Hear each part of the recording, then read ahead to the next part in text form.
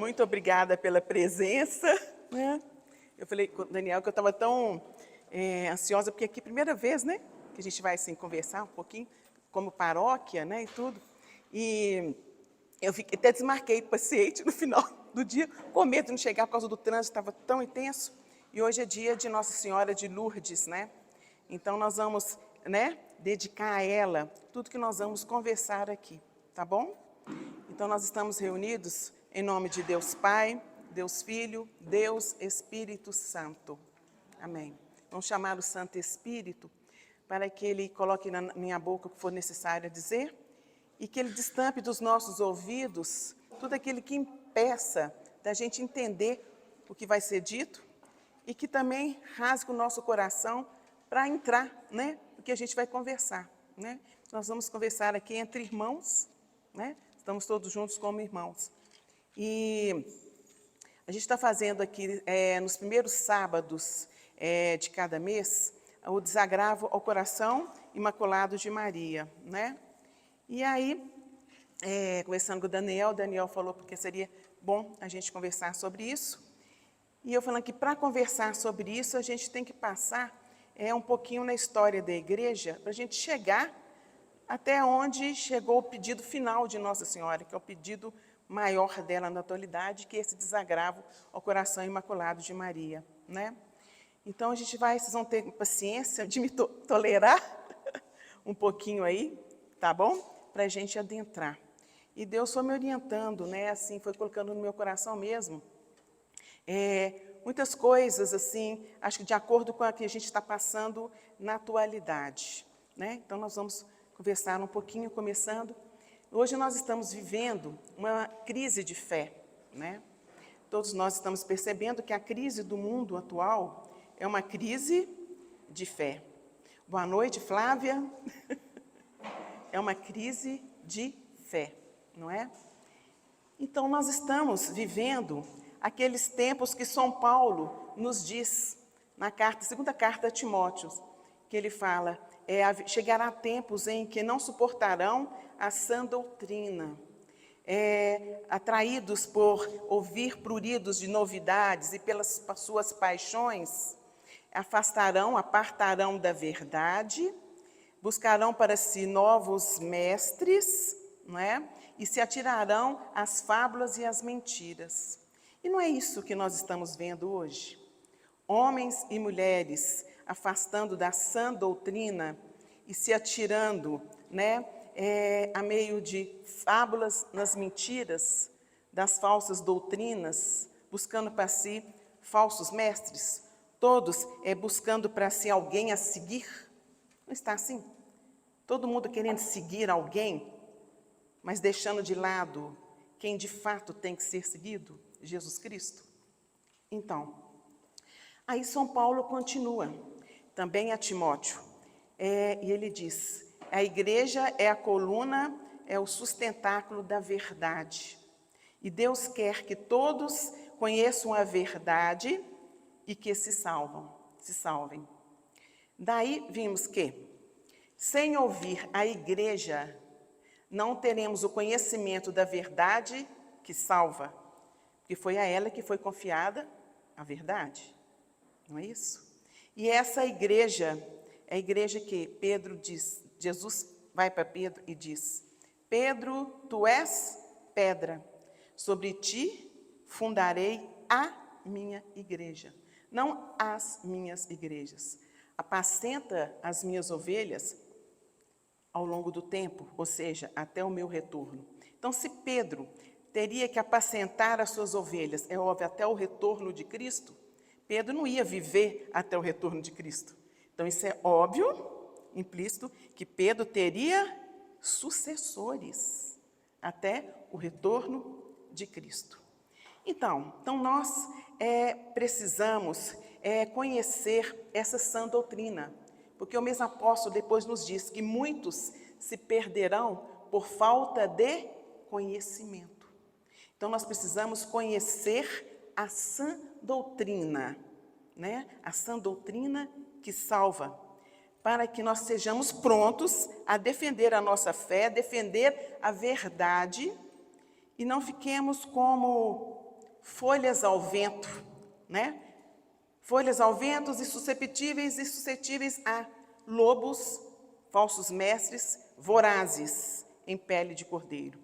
E são lobos mesmo, em peles de cordeiro, ou seja, fala mansa, palavras de misericórdia, mas pautados sobre erros, sobre inaverdade.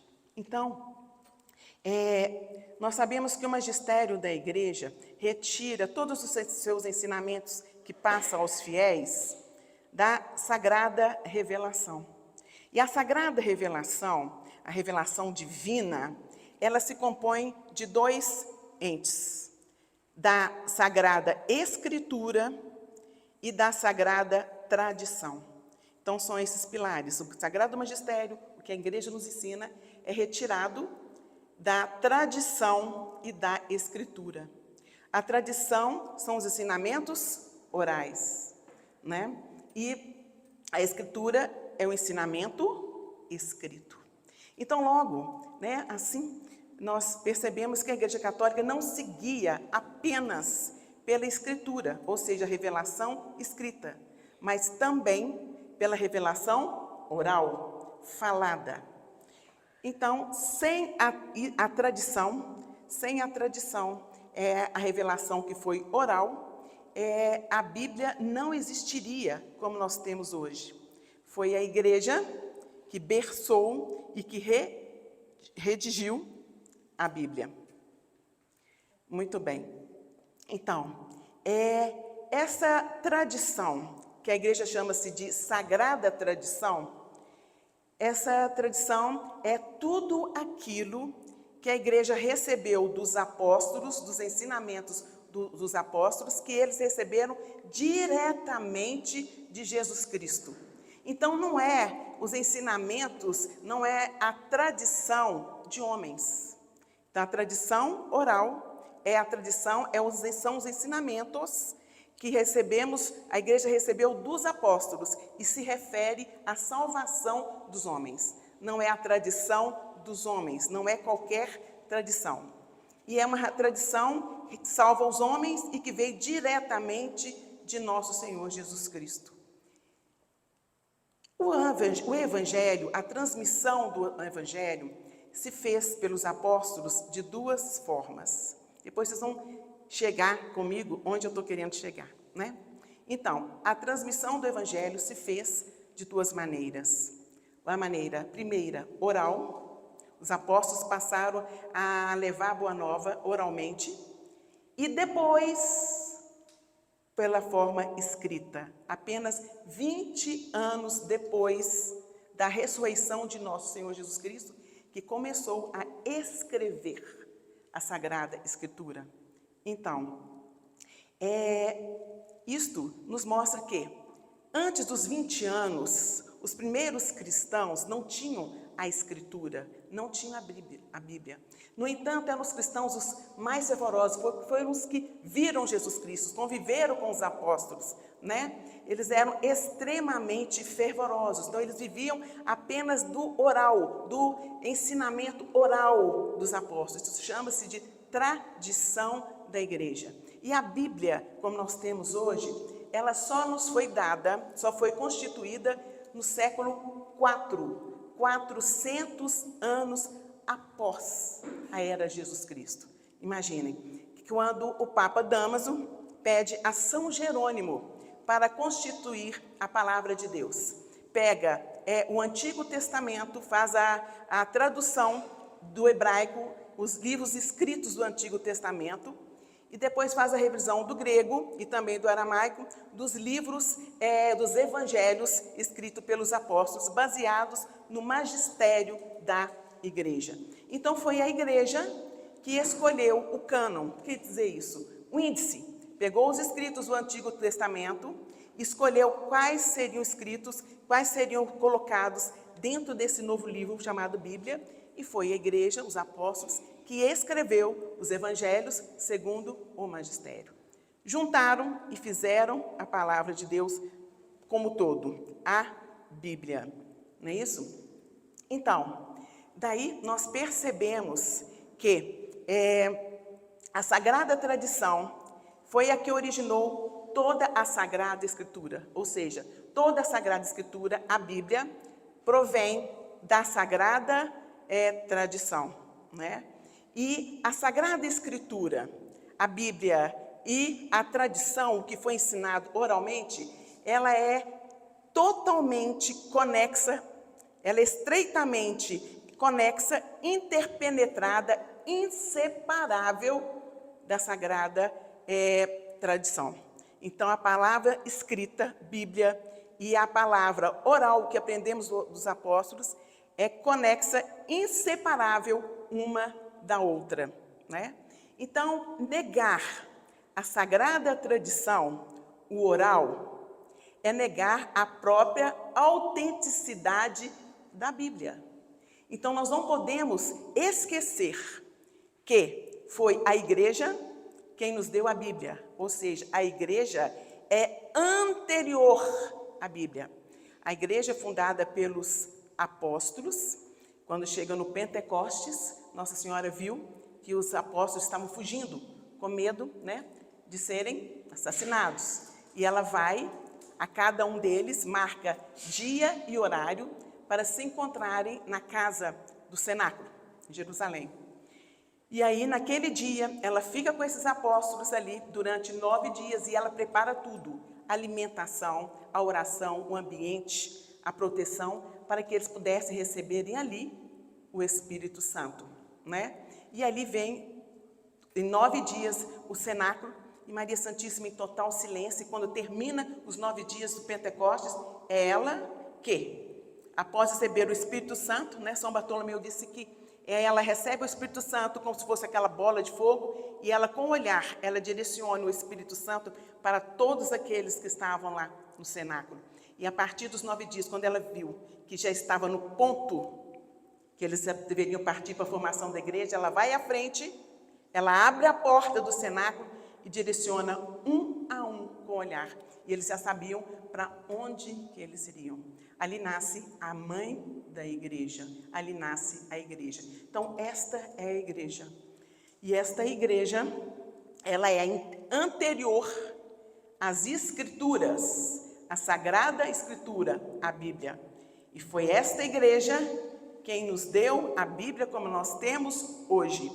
Vocês têm que fixar isso, a igreja é anterior à Bíblia, e não o contrário. Não é a Bíblia que é anterior à igreja. Então, quem credencia a Bíblia é a igreja. E só a igreja tem a autoridade de a interpretar.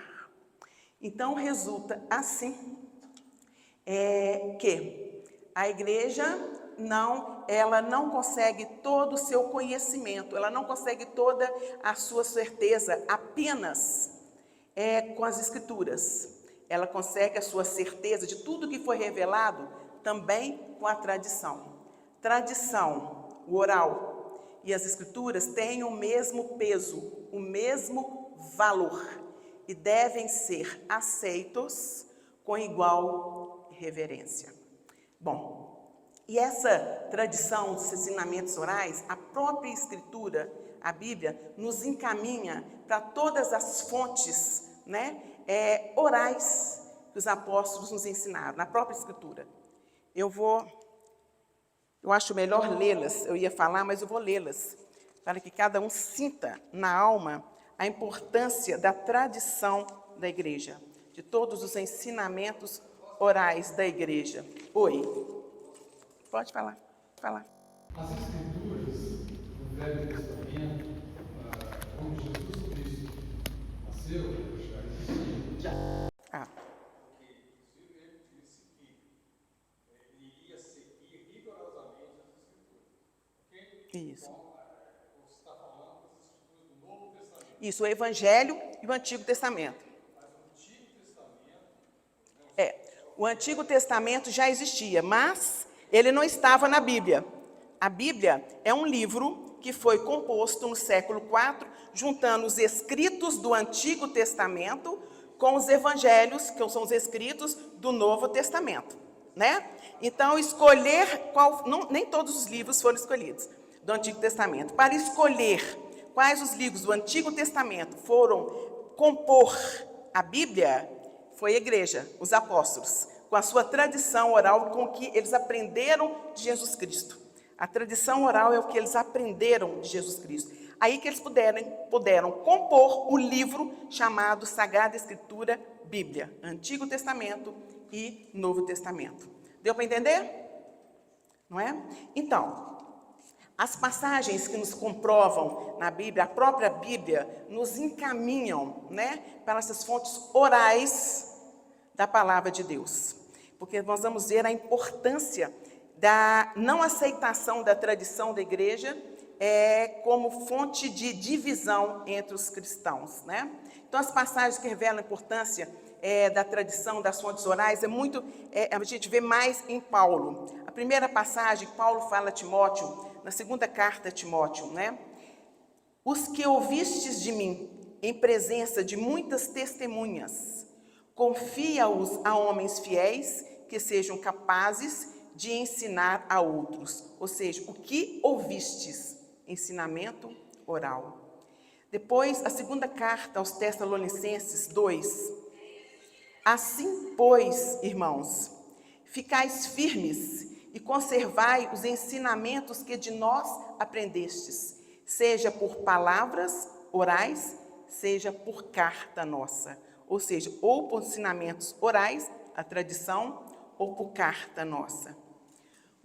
Depois, João, capítulo 20, versículo 30. Jesus fez diante dos seus discípulos muitos outros sinais que não se acham escritos neste livro. Estes, porém, foram escritos para crerdes que Jesus é Cristo, o Filho de Deus, e que para crendo tenhais a vida em seu nome.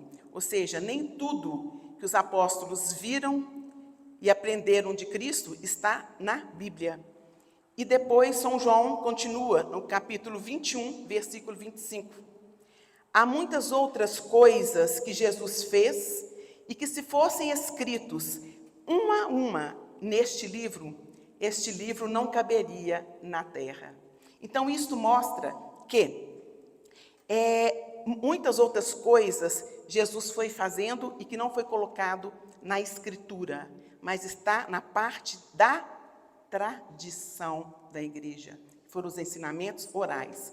E depois, São João, no capítulo 16, versículo 12, São João vai nos falar daquela despedida de Jesus na Santa Ceia, quando Jesus vira para os apóstolos e fala com eles. Faz ideia, gente, aquele olhar de Jesus, né? Aquele olhar amoroso de Jesus, puxa vida, aquele olhar da misericórdia diante deles, ainda partindo, né? Já despedindo e falando para eles que nem tudo que ele tinha que ensiná-los, eles já tinham ensinado.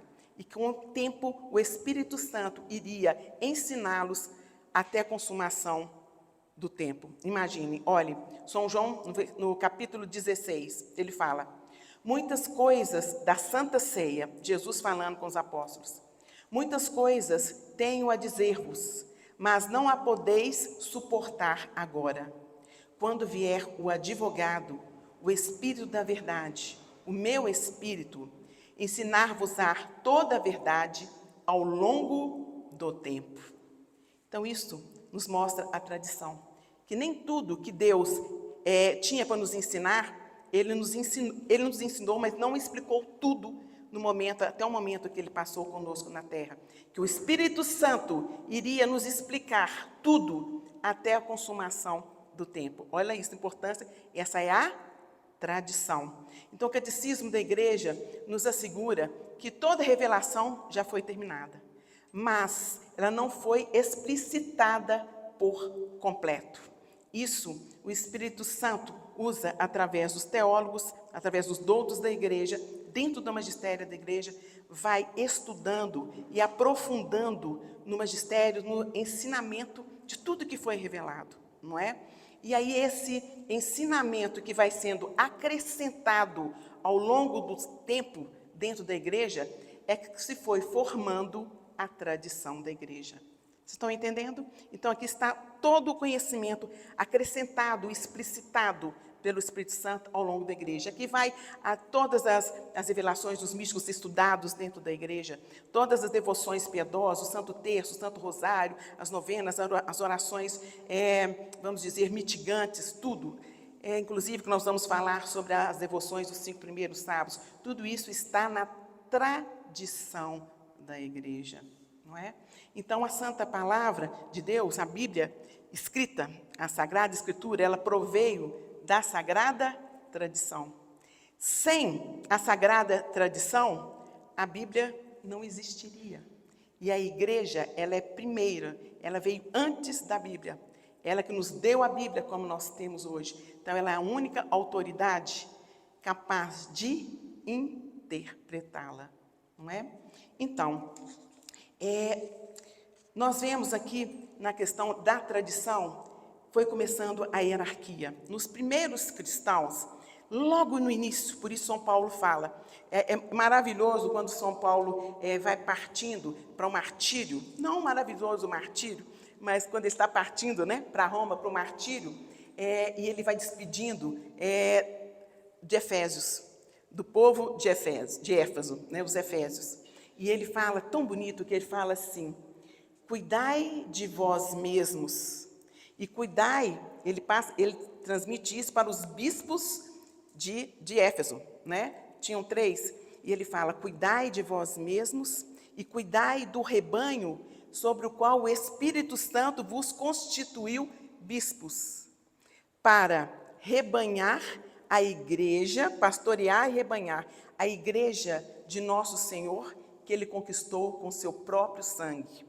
E ele fala: após a minha partida, introduzirá entre vós lobos ferozes, que partirá de dentro de vós mesmos, com o intento de ensinar doutrinas com erros, doutrinas extravagantes, para arrebatar atrás de si os discípulos. Então, o que ele diz? E ele fala, até a consumação dos tempos. O que ele quis dizer com isso? Que entre os próprios cristãos que surgem os principais lobos, que surgem os erros, não lá fora já é separado, mas dentro da própria igreja começa as heresias. Então, por isso nós temos que saber a sã doutrina, para nós não sermos como folhas ao vento. E depois de São Paulo dizer, conservem a sã doutrina, não permitem que retirem ou acrescentem nada, até a consumação do tempo, não é? E é muito bonito que isso que São Paulo escreveu, porque em Éfeso e depois em Corinto estavam entrando os hereges, que foi principalmente os gnósticos e também os sucessores de Nicolau. Nicolau, minha gente, era um dos diáconos, um dos 7 diáconos, que fala em Atos dos Apóstolos, capítulo 6, que foi ordenado pelos primeiros bispos. Esse Nicolau, o diácono, já naquela época, começou a introduzir erros na igreja, ligado com algumas imoralidades, e aí foi dividindo os cristãos e fazendo os cristãos se revoltarem contra os seus pastores, né? Porque estavam sendo divididos os bispos, que São Paulo falou. E São Paulo disse, vamos agora, está na tradição, nós vamos nomear os bispos. E aí ele passou a ordenar para que cada igreja tivesse um bispo, para que a igreja seja única, para que todos possam pregar a mesma coisa. Então, São Paulo nomeou, São Paulo e São João nomeou em Éfeso São Policarpo de Esmirna. Em Éfeso, primeiro foi, não São Policarpo, né? Depois foi Timóteo. Depois foi São Policarpo, ele nomeou como bispo de Esmirna. Depois, São Clemente de Roma, bispo de Roma, que foi o 4º Papa, ajudou São Paulo a redigir a carta aos Coríntios contra as primeiras heresias, que eles revoltaram contra a hierarquia da igreja, porque já que tinham os apóstolos, eles não queriam aceitar que os apóstolos numerassem bispos, fizessem uma hierarquia. Então eles começaram a revoltar. Aí São Clemente de Roma, que foi bispo de Roma, e depois o 4º Papa, ajudou São Paulo a redigir a carta aos Coríntios, dizendo que Cristo é realmente Filho de Deus, e Cristo deu autoridade aos apóstolos de ordenar os seus auxiliares, os bispos e depois os presbíteros, os padres e os diáconos. Vejam, isso tudo está na tradição da igreja. Então, os escritos de São Clemente de Roma, né? Então, aí, depois, eles ordenaram em Esmirna, São Policarpo, e depois em Antioquia, Santo Inácio de Antioquia, né? Santo Inácio de Antioquia, ele foi ordenado bispo na igreja que São Pedro fundou. E depois São Paulo e São João, amigos dele, o ordenaram como terceiro bispo de Antioquia. E Santo Inácio de Antioquia foi levado para Roma para ser devorado pelos leões, pois ele não tinha negado Cristo como Deus.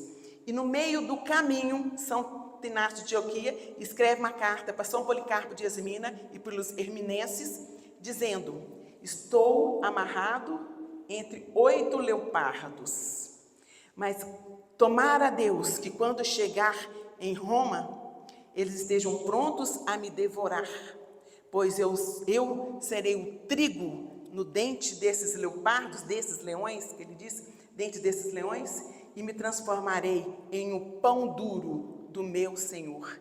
Aí, quando não mais virem o meu corpo, aí sim eu serei digno de ser chamado o discípulo de Cristo. E depois ele fala, a igreja de Cristo tem que ser única, universal. O que se pregar aqui, em qualquer parte do mundo, tem que ser pregado a mesma coisa. Portanto, a igreja tem que ser única, ela tem que ser católica. A palavra católica vem do grego, quer dizer única. Ali, naquela carta que Santo Inácio de Antioquia mandou para os herminenses e para Santo Policarpo, bispo de Esmirna, a carta está aí, está tudo na tradição, vocês podem ler lá. Ali foi a primeira vez que a igreja cristã, a cristandade, que era apostólica, igreja apostólica, porque veio dos apóstolos, e ela passou a ser chamada de católica, quer dizer única. Por isso, São Paulo disse, nomeemos os bispos para que a igreja seja única e ela esteja, e todos eles estejam em comunhão com um só Pai, com um só Papa. Então, a igreja precisa dessa hierarquia para ela guardar a sã doutrina que Cristo ensinou até a consumação dos tempos. E assim vai, né? Depois São Policarpo de Roma, para não negar a fé, São Policarpo sonhou 3 dias antes do seu martírio que o seu travesseiro estava pegando fogo. E São Policarpo falou, eu serei queimado. Aí São Policarpo, exatamente 3 dias depois, lá em Esmirna, no anfiteatro, ele é levado para o anfiteatro para negar a sua fé em Cristo, e ele é atirado à fogueira, e ele dá graças a Deus, Senhor, eu não sou digno, Senhor, de morrer como um mártir seu. Não tenho a dignidade disso, de tal alegria dele. Isso eu estou dizendo para vocês verem, quando os apóstolos foram passando a sucessão para os bispos, né, para os sucessores que chegam até hoje, o Espírito Santo que veio do Pentecostes é como uma brasa, como um fogo, que São Policarpo ainda disse, falou para o imperador, não precisa de me amarrar, eles iam amarrá-lo na fogueira, pois aquele mesmo que me mantém, aquele mesmo que me ajudará a passar pelo fogo, me ajudará a manter imóvel nesse fogo. Olha que maravilha, São Policarpo. Eles jogaram ele no fogo, o fogo não vinha para queimar São Policarpo. E aí São Policarpo vai e fala, vem meu irmão, vem para me dar a palma da vitória, para eu ser digno de ser chamado discípulo de Cristo. Isto é a hierarquia da igreja, isso é a tradição da igreja. Esses homens gigantes, né, ungidos estrondosamente, esses homens ungidos e inteligentes estrondosamente, foram eles que sondaram a nossa fé e solidificaram essa fé guiada por Cristo, pelo Espírito Santo, até a consumação dos fatos. Então, o que nós queremos dizer com isso? Que a nossa tradição está toda aí para nos ajudar a perseverar na sã doutrina até a consumação dos fatos. E nós passemos para uma parte da palavra da Santa Escritura, que é uma parte do todo, tirando a Sagrada Tradição, a Sagrada Escritura, passemos pela interpretação das 7 igrejas do Apocalipse. As 7 igrejas do Apocalipse, primeiro, o Apocalipse é um livro que se chama A Revelação Retirada, ou seja, a retirada do véu, a palavra Apocalipse. Deus vai retirando o véu, vai nos revelando toda a verdade. E o livro Apocalipse, muitos pensam que é um livro tremendo, de muito medo, né? E o desespero, não, ele é um livro de muita esperança. É um livro que mostra ali a vitória de Deus. É um livro que nos dá a alegria de sabermos que o mal tem dia e hora contado para terminar, né? Então, a principal interpretação das 7 igrejas do Apocalipse foi dada pelo, vamos dizer, o servo de Deus, né? Ele tem o título ainda, está para ser beatificado, servo de Deus chamado Bartolomeu Roshauser, um sacerdote. Esse sacerdote, no século XVI, ele, por inspiração divina, teve revelações, teve sonhos, e os seus estudos foram todos minuciosamente estudados pelo Vaticano, por toda a teologia, e não acharam, viram uma inerrância, não havia erros nos seus estudos, né? E ele dividiu as 7 igrejas do Apocalipse, não como simplesmente como a igreja física da época de Cristo, né? Igreja geográfica e histórica, mas 7 tempos que a igreja passou e vai passar até a consumação dos tempos, né? Então, são 7 igrejas. A primeira igreja, a igreja de Éfeso, é a igreja da época dos apóstolos, né? É a igreja primitiva, onde estavam entrando, já nessa igreja, século I, hereges. Já no século I, os primeiros cristãos, estavam lá os gnósticos, estavam ali também esses dos nicolaítas, que eu falei para vocês, que veio do Nicolau, que era um dos 7 diáconos ordenados, recém-ordenados, imagina uma coisa dessa. Um dos 7 diáconos ordenados, que a gente vê na Atos dos Apóstolos, capítulo 6, ele já entrou com uma heresia, com a impureza, né? E os gnósticos entrando com a negação da encarnação do Verbo. E aí, São Clemente de Roma entra com São Paulo na Carta dos Coríntios, combatendo tudo isso, não é? Então, nessa carta, olha como está escrito na palavra. Abandonaste do teu primeiro amor, que os efésios, eles trancaram o coração deles para Cristo. São Paulo chegou com todo fervor, mas depois eles trancaram o coração para Cristo e para o cristianismo. Então Deus fala, abandonaste o teu primeiro amor. Tiveram aquele amor a Cristo, depois eles se recuaram. Bom, depois a igreja de Esmirna. A igreja de Esmirna, ela vai do ano de 90 depois de Cristo até 317 depois de Cristo. 90 depois de Cristo é a morte de São João, o ano da morte de São João, e vai até 317 depois de Cristo. Esmirna, coisa quer dizer cor vermelha, escarlate, né? Então foi a época dos mártires. Foi a época, né, onde com a perseguição do Império Romano, eles foram perseguidos, os cristãos, por quê? Principalmente por causa da acusação dos judeus. E aí Jesus fala com eles, vocês sejam fiéis até a morte, ou seja, até o martírio.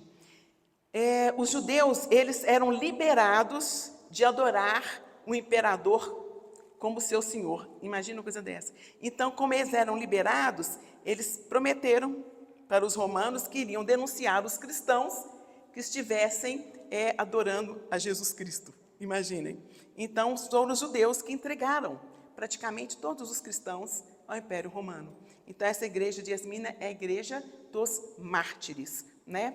E nessa época não existia cristão meia boca, gente. O cristão sabia que ser cristão está preparado para perder a sua cabeça, né? Depois veio a igreja de Pérgamo. A igreja de Pérgamo, ela vai de 317 até o ano de 800 depois de Cristo. Pérgamo vem de pergaminho. Pergaminho, a gente, né, Marisa, viajamos lá juntas na peregrinação.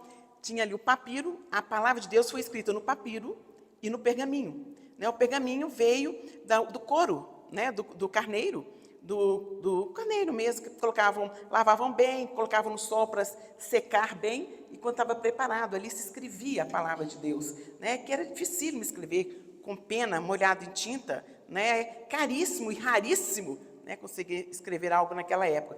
Então, Pérgamo é a igreja onde a época que o Império Romano se converteu através de Constantino, através de Santa Helena, a mãe de Constantino, e aí a igreja pôde respirar um pouco, pôde sentar e escrever, desenvolver a sua teologia. Aí começaram a explicar os primeiros dogmas, a Santíssima Trindade, a pessoa de Jesus Cristo, humana e divina. E aí eles começaram a adentrar na teologia, no tempo da igreja de Pérgamo. E Jesus fala, na carta, São João da Apocalipse, ele diz: tu apegastes firmemente em meu nome e não negastes a minha fé. Porque nessa época eles partiram para explicar os dogmas da igreja, os teólogos, os primeiros teólogos, né? Aí já entrava também o São Gregório, essa turma toda, explicando a partir da filosofia dos gregos. Mas através da filosofia grega, eles explicaram ali o cristianismo. Então eles firmaram a fé, foram com a sua fé meio um ambiente não cristão. Depois veio a igreja de Tiatira, né? Essa igreja vai de 800 depois de Cristo até 1500, ou seja, até a Reforma Protestante. No ano de 800 depois de Cristo é a época onde o islamismo começou a surgir, o boom. E o imperador Carlos Magno, né, o rei Carlos Magno, ele consagrou todo o seu reinado a São Miguel Arcanjo. E ele queria levar a cristandade a tal monte que ele queria que o seu reinado fosse a réplica da obra de Santo Agostinho, a Cidade de Deus, né? Então, nesse momento, nós vimos assim que é um momento também da igreja medieval, né? De 800 até 1500 é a época da igreja medieval. A igreja medieval, ela foi numa sociedade extremamente frágil, cheia de fragilidades, cheios de mazelas, né? Então, no meio de todas essas mazelas, de toda essa fragilidade, eis que surgiram grandes santos, grandes homens, grandes mulheres, estrondosos na santidade, que conseguiram impregnar toda a civilização ocidental com sua santidade, a tal monte de começar a atrair todas as graças para o Ocidente. Criaram as universidades e construíram toda a civilização do Ocidente. Eis a igreja e eis a sociedade da época do medieval. Então, as luzes foram muito maiores do que as trevas. Então, esse é o período da igreja de Tiatira, a igreja medieval, né? E é bonito que eu coloco aqui que na igreja de Tiatira, qual que São João manda a carta? Conheço as tuas obras, o teu amor e a tua fidelidade, a tua generosidade, paciência, persistência, e suas últimas obras excedem as primeiras. O que quer dizer isso? As suas últimas obras excedem as primeiras. Ali São João fala, o Espírito Santo na boca de São João, que a igreja medieval, apesar de toda mazela, de toda fragilidade, a igreja medieval era fiel, ela conservava os valores, limitados na concepção da época, mas conservava todos os valores, e que a santidade deles era maior do que a santidade dos primeiros cristãos, inclusive os apóstolos, que falam que as tuas obras excederam as dos primeiros, né? E aí nós entramos na igreja atual, que chama-se Igreja de Sardes. O que quer dizer Sardes? Sardes quer dizer aqueles que se escapam, ou seja, o pequeno resto, ou seja, o pequeno rebanho. A igreja de Sardes é a igreja que nós estamos. É a igreja que se iniciou com a Reforma Protestante e que vai findar até o reino de Maria, o triunfo, a última tribulação antes o triunfo do coração imaculado de Maria, o reino de Maria. Então, nós estamos a caminho desse triunfo. Então, nós estamos no finalzinho da igreja de Sardes. A igreja de Sardes é a igreja ferida pelas revoluções. Eu vou entrar um pouquinho nas revoluções, porque acho que é isso que Deus queria para vocês, para nós hoje, essas revoluções, né? Então, a igreja de Sardes é a igreja onde a mentira e a verdade caminham juntos. Começou na Reforma Protestante e vai até o triunfo do coração imaculado de Maria. A verdade e a mentira caminham juntos, ou seja, inseparáveis, indistinguíveis. O certo, isso tudo segundo São Bartolomeu, Holshausen, o certo passa como o errado passa como certo. Alguma coincidência com o que estamos acontecendo hoje? Não é? E como Chesterton depois fala, teremos que provar que a grama é verde. Isso também foi usado por Beato não servo, Bartolomeu Holshausen, não é? Então, a igreja será dividida. A igreja vai caminhar com uma igreja dentro dela, que se passará também como verdadeira, mas não vai ser verdadeira, porque vai ser uma igreja que vai ensinar erros dentro da igreja verdadeira. Também isso é coincidência?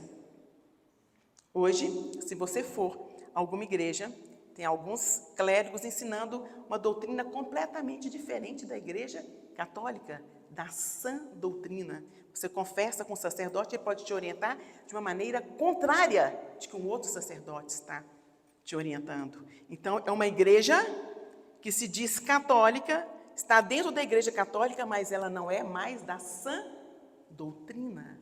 Então, são a verdade e a mentira caminhando juntas, inseparáveis, indistinguíveis. Então, a igreja de Sardes é uma igreja profundamente dividida. E a sociedade de Sardes, o que Deus diz? Está na carta de São João. Estás vivo, crês vivo, mas estás morto. Mas alguns de vocês não mancharão as suas vestes e andarão de branco ao meu lado, porque merecem. Qual que é o título de Sardes? Não é o pequeno resto? Então, vai haver agora, nesse tempo da igreja, um pequeno resto que não vai manchar as suas vestes, que vai manter as suas vestes brancas e andarão com o Senhor, ou seja, aqueles que vão se preservarem na sã doutrina. Mas para preservar na sã doutrina, vai ser preciso o quê? Conhecê-la. Então, essa igreja de Sardes, ela é ferida pelas revoluções. E quais são as revoluções? São Bartolomeu nos fala de algumas que ele já tinha da sua época, e depois os estudiosos, os exegetas atuais aprofundam nas demais revoluções que foram pós servo Bartolomeu. Então, os exorcistas, né, principalmente Francisco Bamonte, Gabriela Morte, que já morreu, Padre Forteia, que participam da Associação Internacional de Exorcismo, eles têm em comum acordo, e até tem os escritos de demoniologia, que durante os exorcismos, Satanás fala que o nome dele é revolução. E que o seu lema, ele fala em nome de Cristo, porque ele é obrigado a falar, e que seu lema é: não obedecerei. Então, se Satanás disse que o nome dele é revolução, muitos místicos, né, o próprio Bartolomeu Holshausen e os outros exegetas, estudiosos, viram que, após a ruptura de Satanás para com Deus, ele partiu com ódio para com Deus e depois para com a sua igreja. Então, dessa explosão profunda de orgulho e de sensualidade, inspirou Satanás a cadeias de sistemas ideológicos até a consumação dos tempos. Há uma cadeia de sistemas ideológicos até a consumação dos tempos. E nessa cadeia, dependendo da aceitação dessas ideologias, surgiram as grandes revoluções na história da humanidade. Então, do orgulho, o que eles retiraram de Satanás? do orgulho. O orgulho é o não aceitar a superioridade de Deus. Então, Satanás odeia a hierarquia, porque ele odeia a superioridade. Então, daí o caráter igualitário das evoluções. Porque ele diz que ele inspira, né? Que toda hierarquia é uma injustiça, é uma desigualdade. Toda hierarquia. Aí quando ele diz isso, olha a malícia, porque ele engloba tudo. Tudo. Ele falou, toda hierarquia é uma desigualdade, é uma injustiça, seja divina, seja humana, seja eclesial, seja civil. Aí ele engloba também a família, porque a família é a réplica da Santíssima Trindade. E ele então tira dentro da própria família a superioridade, a hierarquia dos pais. Olha a tática dele. Ele implanta, né, joga iscas no meio de uma ideologia parecendo um presente embrulhado no papel vermelho com um laço dourado. Então, na verdade, dessa ideologia, desse orgulho, ele corta a hierarquia, implanta o aspecto que ele chama de igualitário, né, de igualdade. E aí, continuando, da sensualidade que ele inspira nas evoluções. O que é a sensualidade que os estudiosos, né, nos passaram? A sensualidade é o seduzir, é o tudo querer seduzir, ou seja, tudo querer conquistar. E se quer conquistar tudo, então ele vai contra as barreiras, contra as regras, contra toda a autoridade, contra todas as normas, contra todas as leis. Entendem? Então, as revoluções inspiradas por ele têm na cabeça o orgulho contra a hierarquia, que é o caráter igualitário, e a sensualidade, tudo conquistar, não tolerar nenhuma regra, nenhuma autoridade. Aí é o caráter liberal das revoluções. Olha o perigo, não é?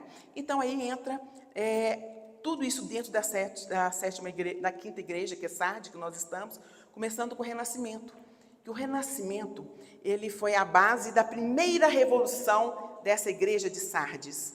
A primeira revolução da igreja de Sardes foi a Reforma Protestante com Martinho Lutero. E a base foi o Renascimento. Que no Renascimento, século IV, século XVI, o que o Renascimento nos deu?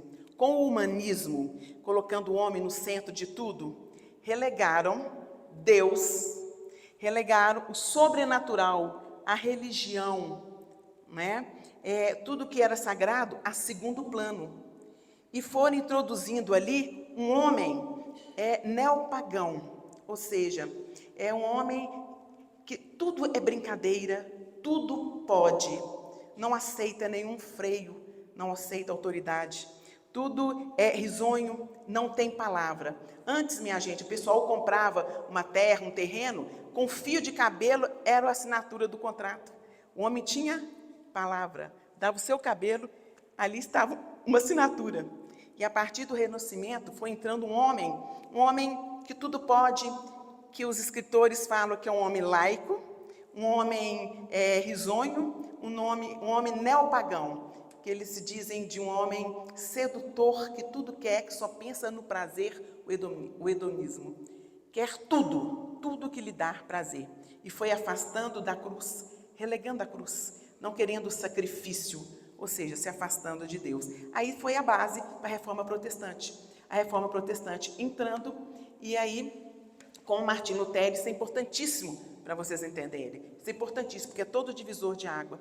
Entrou na Reforma Protestante, é uma revolução onde o orgulho e a sensualidade preponderaram. No orgulho, cortou a hierarquia, não suportou a superioridade na igreja, a hierarquia, o papado. Cortaram o papado, não obedeceram mais ao Papa. Na sensualidade, ou seja, tudo conquistar, não aceitar a autoridade, não aceitar a autoridade do magistério da igreja. Aí negaram, né, todo o magistério da igreja. Não precisa mais de confessar, vamos citar algumas coisas, né, é o livre exame da consciência, não se precisa mais de confessar. A interpretação da Bíblia, ela é livre. cada um pode interpretar a Bíblia como se pretender. E Martim Lutero chegou ao ponto de dizer que até uma criança de 9 anos de idade pode chamar o Espírito Santo e entender a palavra de Deus como ele bem entender.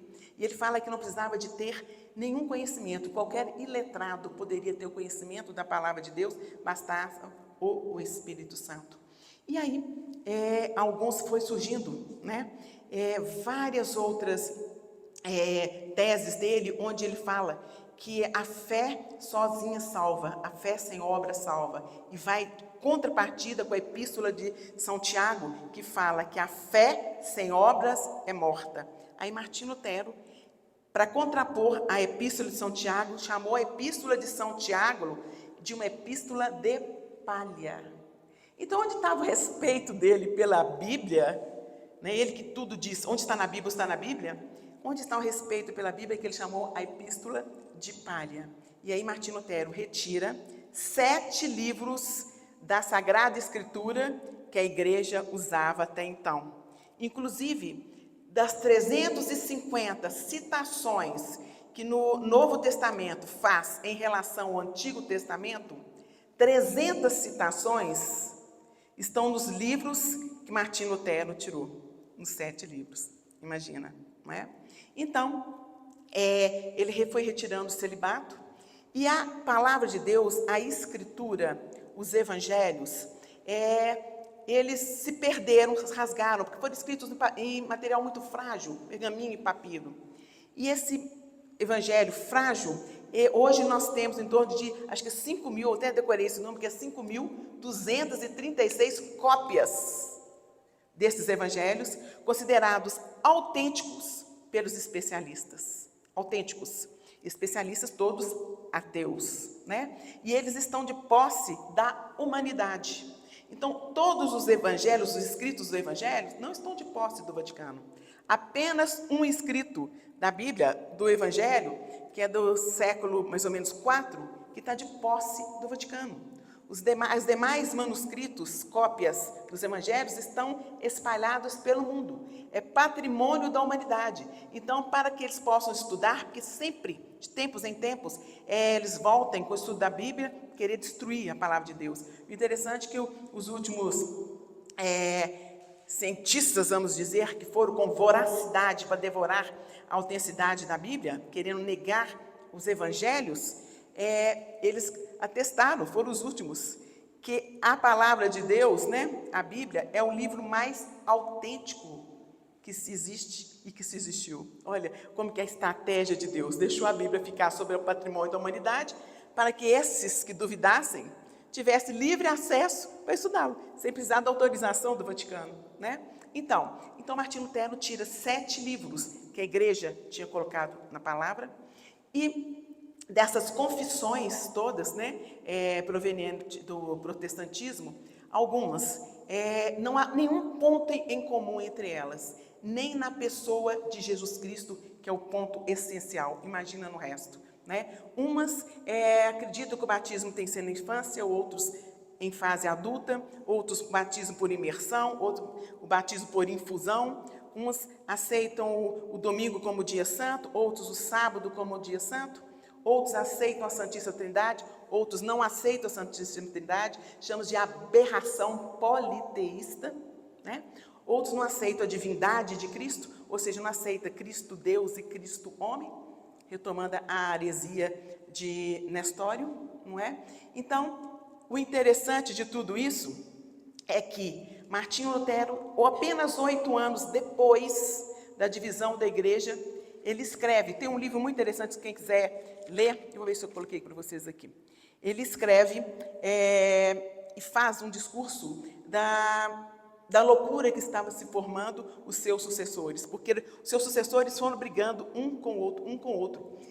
E ele viu, principalmente, quando a sua incoerência quanto à afirmação que a Bíblia tem que ser de livre interpretação, que depende da igreja, porque ele tirou a igreja, né? Então, tem um escritor americano que chama-se John O'Brien, que ele escreveu um livro assim, chama Martinho Lutero, o sacerdote que fundou o protestantismo. É da editora Vozes. Vocês podem pegar lá, eu vou mostrar para vocês o que Martinho Lutero disse, que ele colocou no livro, para vocês verem como a incoerência dele após a defesa da tese do livre interpretação da Bíblia, né? Então, ele colocou assim: há tantas seitas e crenças, essas seitas já eram as igrejas protestantes da época, já estavam subdividindo, um brigando com o outro, brigando com o outro, brigando com o outro, e foi fundando. Aquela pedra angular, né, que Deus falou: Pedro, tu és pedra, sobre ti fundarei a minha igreja. Bateram o martelo nessa pedra, ela virou areia, e cada grãozinho dessa areia virou uma denominação cristã a partir de Martinho Lutero. Então, olha o que Martinho Lutero diz neste livro: há tantas seitas e crenças quanto cabeças. Um não terá nada a fazer com o batismo, outro nega o sacramento, um terceiro acredita que há outro mundo entre este e o último. Alguns ensinam que Cristo é Deus, uns dizem que Cristo não é Deus, uns dizem isto, outros dizem aquilo. Não há rústico, por mais rude que seja, que, se sonhar ou fantasiar alguma coisa, não deva ser o sussurro do Espírito Santo e ele próprio um profeta. Ou seja, ele quis dizer que naquela época, tudo que cada um pensava, sonhava, fantasiava e falava, o Espírito Santo me inspirou. Igreja, não é? Então é igual está no Gálatas, quando o apóstolo nos diz: quando vires, pode ser um anjo que desceres do céu, e este anjo acrescentar ou tirar, ensinar doutrina diferente do que a sã doutrina, eis que este anjo é um anátema, é um iníquo, ou seja, não provém de Deus. E hoje, grande parte dessas igrejas que vieram depois de Martinho Lutero, muitos acrescentam que um anjo desceu, o revelou. Então, nós temos igrejas com Bíblias separadas, que foram acrescentadas, né, por um anjo que desceu do céu. E todas denominação de igreja protestante.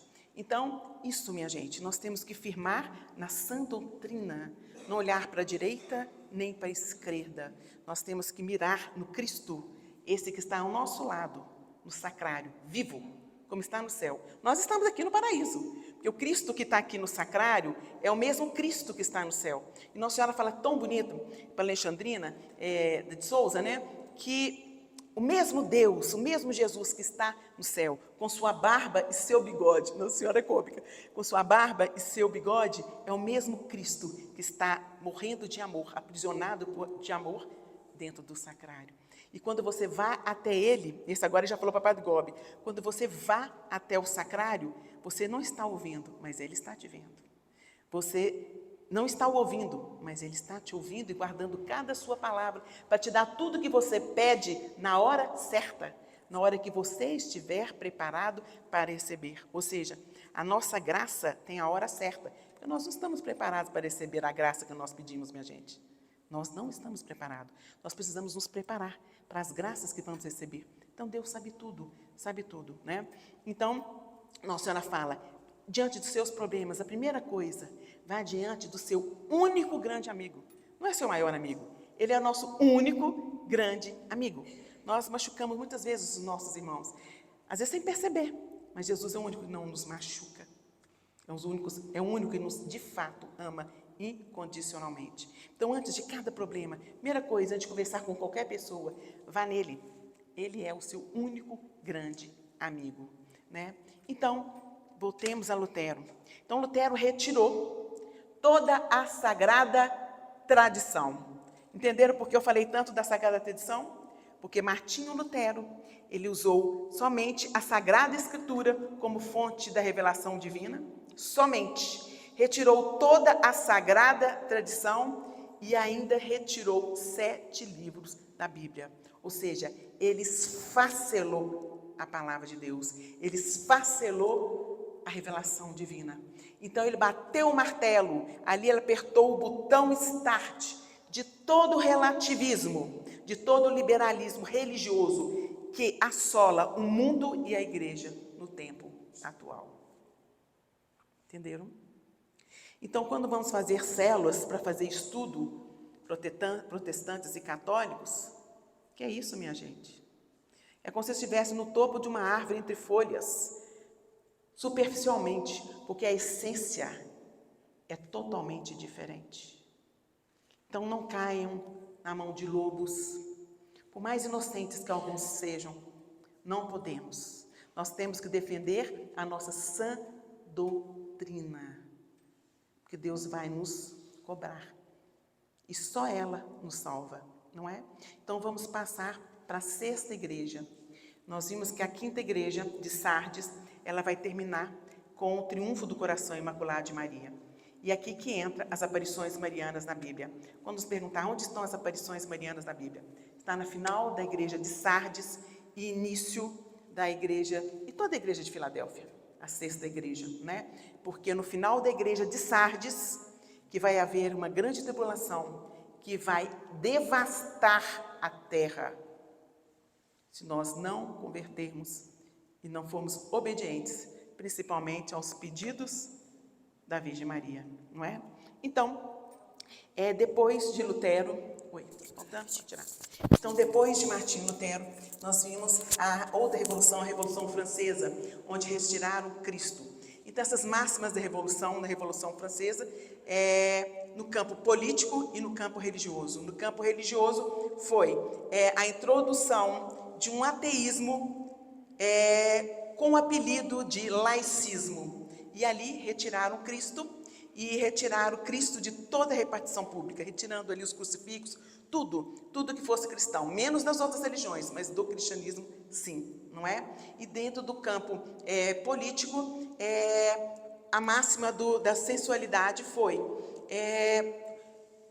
que toda a superioridade, que toda autoridade é ruim, inclusive dentro das famílias. Ali já estava tirando a autoridade dos pais, minha gente. Toda autoridade é ruim e é um perigo. Olha a máxima na Revolução Francesa. Toda autoridade é ruim e é um perigo. E que a liberdade, que é o nosso supremo bem, ou seja, o fim último do ser humano é a liberdade, mas a liberdade sem Deus. E que os santos nos falam que a liberdade sem Deus é uma escravidão. Nós só vamos ser livres quando nós formos servos e escravos de Deus. Como diz Santa Águeda, né? Olha que coisa maravilhosa. A nossa liberdade é quando a gente for escravo de Deus. Inverso, que foi o lema da Revolução Francesa, baseado no iluminismo, não é? Então a Revolução Francesa tirou Cristo.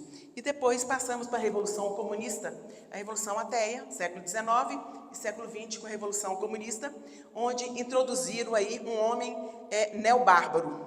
O Renascimento, um homem neopagão. E o comunismo, um homem neobárbaro, ou seja, um homem que odeia qualquer espécie de autoridade. Na sensualidade é o quê? Conquistar tudo, não aceitar nenhuma regra, nenhuma norma, nenhuma autoridade, nenhuma formação moral. Ou seja, a partir do comunismo, desse ateísmo, fundou-se um homem desconstruído. Então, o homem, a partir da Revolução Comunista, ateu, ele passou a ser um homem desconstruído. Alguma coincidência com a desconstrução humana atual? Fale. A gente está na quinta igreja agora. Todas essas revoluções são da quinta igreja. Então, o que você está falando ainda Quinta igreja. passando para a sexta. Não. A sexta eu vou falar daqui a pouquinho. Todas as revoluções são dentro da quinta igreja, segundo Bartolomeu Holshauser, né?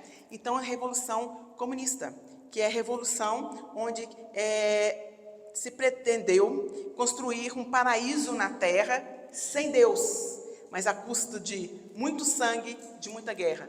O comunismo matou, só o comunismo, mais que a Primeira e a Segunda Guerra Mundial, juntas. Então, nessa desconstrução humana, um homem que não aceita normas, nenhuma autoridade. Então, começou a desordem do homem e uma desconstrução humana. Se o homem não aceita nem as leis morais, o homem passou a se desconstruir. Passou a deixar de ser humano. E, coincidência ou não, hoje nós temos aí os grupos que estão se sentindo semelhantes aos animais. Vocês já viram esse grupo? Os Therians? Eles estão querendo deixar de ser imagem e semelhança de Deus. Não é assim? Então, é uma desconstrução humana Isso é fruto da introdução do homem neo-bárbaro que veio do ateísmo, principalmente na época da Revolução Bolchevique, marxista, ateísta, né, proletária, onde ali se introduziu o ateísmo. E foi ali que Nossa Senhora desce, em Fátima, exatamente quando começa a Revolução Bolchevique, exatamente de 13 de maio a 13 de outubro de 1917, quando estavam preparando para a Revolução Bolchevique, foi no governo provisório chamado dos mancheviques. Eles se preparavam para a Revolução Bolchevique ser em outubro. Foi exatamente esse tempo que Nossa Senhora prepara 3 crianças analfabetas para irem contra toda a doutrina ateísta do comunismo, onde eles pediam para degolar os padres que celebravam a missa, e toda a devoção piedosa, o terço, foi aniquilada. Não se poderia ter a religiosidade, o cristianismo. E ali Nossa Senhora desce no meio dessa bomba e pede 3 criancinhas, vão à missa, rezam o terço. Puxa vida, Nossa Senhora, né? É Nossa Senhora mesmo, só ela, né? Então nessa revolução, né, comunista, Lenin, no pleno, ele dita o slogan, né, que a religião é o ópio do povo e que a família, porque a família é a réplica da Santíssima Trindade, e a família é o fruto rançoso da religião. Aí ele bate o martelo, né, entra na geração do ateísmo e Nossa Senhora volta, vem do céu à terra para nos mostrar o caminho diante o mundo tomar 2 caminhos, Cristo, Deus e o caminho do ateísmo. Nossa Senhora desce exatamente no momento que Lenin decreta a Revolução Bolchevique e ela alerta a humanidade, né? Então aí nós entramos nessa Revolução comunista e agora nós estamos, segundo alguns estudiosos, na Revolução Globalista. É a Revolução Globalista em que o homem está dando não a ele mesmo. Ele já negou Deus, agora ele nega a si. Porque se nega a Deus, ele nega a si, né? Um homem totalmente desconstruído, não sabe mais quem é ele. E caiu lá na profecia de São Nilo, né? São Nilo que dizia, minha gente, lá na turminha dos primeiros séculos, ele dizia, chegaremos tempos em que não saberemos quem é homem e quem é mulher de costas, pelos seus escândalos ao vestir, no seu modo de cortar o cabelo. São Nilo, primeiros séculos. Coincidência ou não? Né? Então, essa revolução globalista é a revolução criada por um sistema e que, aos poucos, os cristãos estão sendo deixados de lado. O cristão não aceita aborto, eles querem aborto. Né? Os cristãos defendem a vida do nascimento, né? da concepção até a morte, eles não aceitam. Os cristãos são a favor da família, eles não são. Então, aos poucos, nós cristãos estamos sendo julgados para fora desse sistema sem percebermos, não é? Essa é a revolução globalista. Então, aí terminamos a igreja de Sardes, que está no momento em que Nossa Senhora está tendo as aparições e que ela nos pedem as nossas conversões para que venha sobre nós o grande castigo que vai limpar tudo isso. E vai vir a graça da igreja de Filadélfia. Nós estamos nessa transição. A igreja de Filadélfia, a 6ª igreja. Filadélfia quer dizer amigo, amor entre irmãos. Ou seja, nessa fase vai ser o triunfo do coração imaculado de Maria. Que ela vai continuar com esse triunfo. Onde o Espírito Santo vai vir para a terra inteira. Não mais só para os apóstolos, como foi no Pentecostes, para aqueles discípulos. Olha que grande misericórdia, né, Daniel? O Espírito Santo vai virar para os ateus, para os hereges, os blasfemos, para o mundo inteiro, através do coração imaculado de Maria. Como foi através dela que Cristo veio pela primeira vez, assim também terá que ser através dela que ele vai vir para reinar eucaristicamente. Então, na igreja de Filadélfia, Nossa Senhora está preparando o Pentecostes, que está à porta, que algumas aparições chamamos de aviso, e onde o Espírito Santo vai nos mostrar, vai alinhar o ser humano de novo. O ser humano que está desconstruído no abismo, pútrido, com mau cheiro, ele vai nos pegar de volta, ele vai nos alinhar, ele vai iluminar as consciências do mundo inteiro, de todos nós, e mostrar a verdade. Voltaremos na retidão. Nossa Senhora vai nos dar um tapinha na bunda, alinhar, voltem ao caminho. É isso que ela faz. Ela dá tapinha na bunda, né? Com muito carinho, mas ela nos alinha, ela chicoteia. Ela é um mimo, mas ela é brava, né? Então, ela vai nos alinhar na hora que a gente vê a verdade, o quanto nós ofendemos a Deus. Esse será o segundo Pentecostes, que está próximo. E isto vai ser junto com uma grande perseguição por cima dos cristãos, mas nós vamos estar como touros, cheios do Espírito Santo. E que Luiz Montfort nos fala que nós vamos estar numa santidade tal, comparado vai ser como os cedros de 40 metros de altura em relação aos arbustos de 30 centímetros de altura. Quem são esses arbustos de 30 centímetros de altura? Santa Teresa d'Ávila, Santa Teresinha, Menino Jesus, né? São Francisco. Esses são os 30 centímetros em relação aos santos de 40 metros como cedros, que Nossa Senhora está preparando para o triunfo do coração dela, através das consagrações ao coração dela. A consagração é a autorização para ela fazer isso conosco, para preparar o caminho, o berço, para Cristo vir reinar entre nós, não fisicamente, né? Ele só vai voltar fisicamente lá no final de Laodiceia, mas agora ele vai reinar através da Santa Eucaristia. Vai ser o reinado eucarístico de Cristo, em que nós vamos ver Cristo na Eucaristia com o Espírito. Nós vamos acreditar tanto na presença dele, ter tanta intimidade com ele, que nós vamos com a alma vê-lo. Igual ela fala em Carambadão, nós vamos vê-lo eucaristicamente. Então, o triunfo do coração imaculado de Maria é o reino de Maria, que vai coincidir ela preparando para o reinado de Cristo. Cristo é rei, mas ele não está reinando, mas ele vai reinar. E ele vai reinar em breve, através do reinado, do reino do coração imaculado de Maria. E se cumprirá a segunda parte do Pai Nosso. Venha a nós o vosso reino, seja feita a vossa vontade, assim na terra como no céu. O reino virá, o Espírito Santo nos fará fazer toda a vontade de Deus. Então aí nós vamos entrar na igreja, na sexta igreja, que é esse tempo, amor entre irmãos, onde o pecado vai como que zerar. É aquela passagem que está na Bíblia que fala que o lobo e a lebre comerão juntos. Ou seja, não vai haver inimizade. Isso é o triunfo do coração imaculado de Maria, que vai perdurar durante essa igreja de Filadélfia, que vai ser durante um pouco tempo, que vai vir um Papa Santíssimo, que vai terminar de explicar toda a Bíblia. A gente não viu que ela não está explicitada por completo? Então vai vir um Papa Santíssimo, que vai explicar todo o sobrenatural que está na palavra de Deus, não é? E depois, terminando essa sexta igreja, entra na sétima igreja, que é a igreja de Laodiceia. Laodiceia quer dizer juízo, pequeno juízo, que vai ser a fase da igreja onde Cristo retorna de fato e vai ter o juízo final, não é? Então, nós terminamos as 7 igrejas, vimos que as aparições estão na 5ª igreja para a 6ª igreja, aparições mariana. E nós partimos para encerrar na reparação, a devoção da reparação dos primeiros sábados. Nossa Senhora, ela apareceu em Fátima em 1917 para contrapor toda a onda de ateísmo que surgia com essas ideologias comunistas.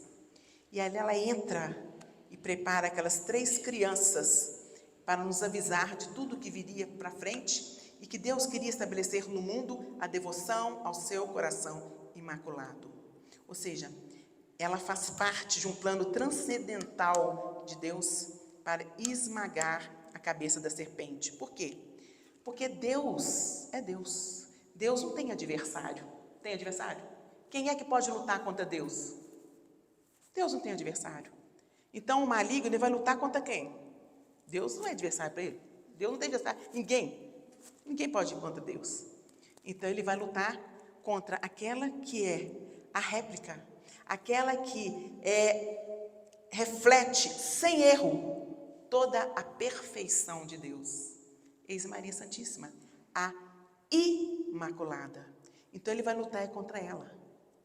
E é ela que vai esmagar a cabeça da serpente com seu calcanhar, que somos nós. O calcanhar dela somos nós.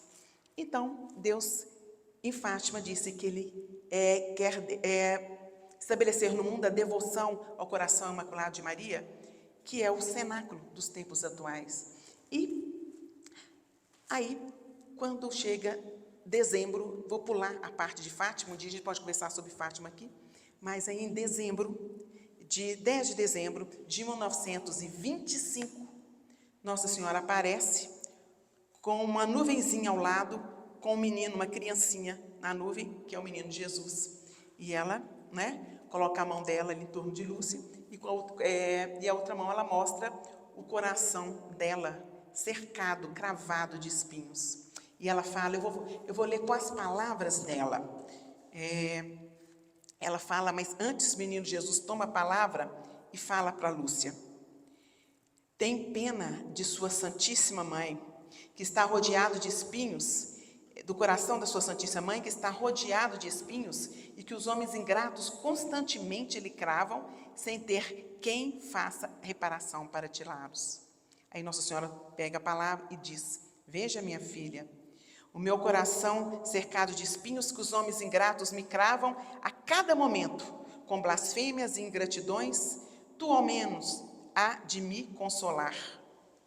E diga àqueles que, durante 5 meses, nos primeiros sábados, se confessarem, se receberem a Sagrada Comunhão, rezarem o terço, e fizeram companhia comigo, ela fala companhia com ela, durante 15 minutos, meditando os mistérios do Rosário, que naquela época o Rosário eram só 3 terços, então 1 minuto, pensando em cada mistério do Rosário, com a finalidade de desagravá-la, ela promete assisti-lo. Olha o que ela fala: prometo assisti-los na hora de sua morte, com todas as graças necessárias para a sua salvação. Minha gente, o que é isso? Olha que graça estrondosa. O zelo, a graça é desproporcional, porque apenas fazermos isso para a gente ter o gozo de viver ao lado de Deus por toda a eternidade. Essa é a nossa salvação. Viver ao lado de Deus por toda a eternidade. Então, olha que graça desproporcional. Tamanha é a graça por algo tão pequeno. E aí, Jesus fala que ele abomina quem despreza a sua mãe. E Nossa Senhora fala que ela não pediu esses desagravos por causa dela, mas ela pediu os desagravos ao coração dela porque o seu filho pesa a sua justiça sobre aquele que a maltrata, que ele condena aquele que a maltrata. Viram como é pesado isso? Então, ela vendo que estes que a maltratam perderiam sua alma, então ela pediu a Deus essa graça para a gente desagravar o coração dela, porque aí Deus prometeu que nos salvaria por fazer esse desagravo, e salvaria as almas desses que, ele fala, por desgraça maltratam a minha mãe. Olha, então a devoção do desagravo ao coração imaculado de Maria vai nos dar a nossa salvação, o zelo de ter a vida eterna, e vai dar a salvação das almas que maltratam, que blasfemam contra a Virgem Maria. Olhem só. E aí um sacerdote perguntou depois para a irmã Lúcia, e ela pergunta para Nossa Senhora por que seriam 5 sábados. E ela fala que seriam em desagravo, principalmente as 5 blasfêmias, que é contra o dogma da sua Imaculada Conceição, nascer sem pecado, contra o dogma da sua virgindade perpétua, virgem antes do parto, durante o parto e pós o parto, contra o dogma de Theotokos, mãe de Deus, e também contra a maternidade sobre nós, a maternidade da igreja, nossa mãe, aos ultrajes às suas imagens e àqueles que incutem nas crianças, na cabecinha das crianças, o ódio para com ela. Então, são essas 5 blasfêmias. E ela fala que a confissão, depois, eles perguntam para ela pergunta de Jesus, que a confissão pode ser 8 dias antes ou 8 dias depois. Você tem que estar em estado de graça, ou seja, na intenção de não querer o pecado. Se no dia você não deu para você confessar, pode ser uma confissão 8 dias antes ou 8 dias depois. Tendo estado de graça, ou seja, no sentido de não querer mais pecar, ou seja, lutar contra o pecado. Então, a devoção ao desagravo ao coração imaculado de Maria, depois, nosso Senhor Jesus Cristo, continua. E Lúcia foi morar em Pontevedra, na Espanha, e ela foi na praça, lá em Pontevedra, chama de Santa Maria, Praça Santa Maria em Pontevedra, e ela encontra com uma criança lá nessa praça. E ela perguntou para a criança, você sabe rezar a Ave Maria? A criança disse que sabia. Então, ele falou assim, então vamos rezar. Ela rezou 3 vezes para reforçar. Rezou uma vez a Ave Maria com a criança, rezou mais a segunda e a terceira para reforçar se ela sabia. E a criança rezou. E depois ele falou com a criança, vá a uma igreja e peça à Mãe de Deus para te dar o menino Jesus, para te apresentar o menino Jesus. E a criança não falou nada. Depois, isso foi em 1926. E aí, final de 25. Depois de 26, Lúcia encontra novamente com essa criança e falou assim, e aí, você foi na igreja e pediu para a Virgem Maria te apresentar o menino Jesus? E a criança virou para ela e falou, e você? Você divulgou as promessas da devoção, do desagravo ao coração de tua Mãe Santíssima? Nesse momento ele transfigura, era o menino Jesus. Vocês verem a importância, não é? E aí, Lúcia entendeu tudo. E aí, quando foi em 1938, nosso Senhor Jesus Cristo aparece para Lúcia com insistência e diz, eu até coloquei aqui para vocês verem como que ele fala. Ele fala, pede outra vez, pede com insistência. Você não pediu insistentemente a promulgação reparadora dos primeiros sábados em honra ao coração imaculado de minha mãe. Está próximo o tempo em que o rigor da minha justiça castigará a muitas nações. Logo depois começou a Segunda Guerra Mundial, em 1939. Então aí, Nossa Senhora mostra para Lúcia que a paz do mundo, se vai ter guerra ou não, inclusive agora está para ter outra guerra, a paz do mundo, o triunfo do teu coração imaculado e a nossa salvação passa pela devoção do desagravo aos ultrajes ao coração imaculado de Maria. Imagina, não é?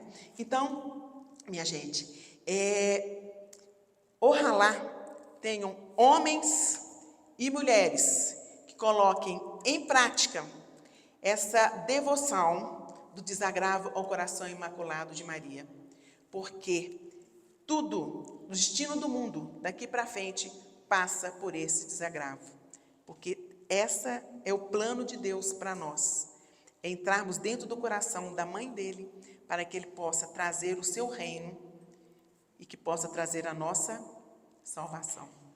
Louvado seja o nosso Senhor Jesus Cristo, sempre seja louvado.